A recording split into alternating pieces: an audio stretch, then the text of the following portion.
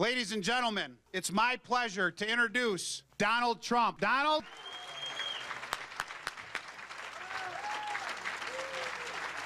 When you think of New York, I think a lot of upstate. A lot of people don't think of upstate, except for about 4 or 5 months before the election. You notice how many guys are up here now? Oh, we're going to give you this money. We're going to give you that money.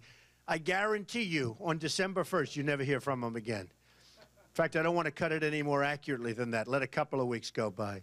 But right after the election, you literally won't hear from the people that you're hearing so much from. Right now, upstate New York has been abandoned. You know it. I know it. This guy knows it. And it's been totally abandoned. And it will be abandoned again for another 3.5 years. But it's amazing because every time I watch the elections, I see everybody coming. You know, you have 44 to 50% of the vote. People don't realize that. Got almost 50%. You used to have 56% of the vote and even more than that, but that's, unfortunately, people are leaving. They're leaving and they're flocking and they're going fast.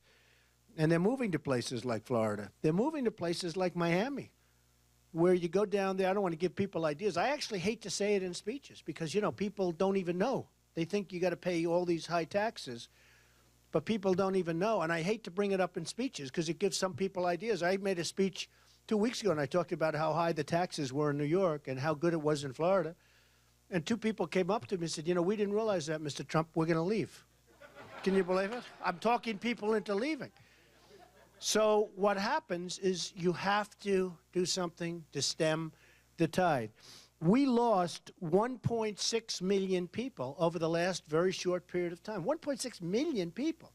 We lost a lot of very wealthy people. I have friends of mine that are very wealthy, and enemies too. You know, some are absolute enemies. I hate them.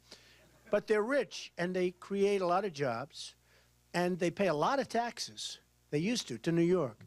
And that's where the money goes, and then the money gets squandered and wasted, and they do all sorts of things with it, and that are bad things, and some good things, but a lot of bad things. And these guys leave.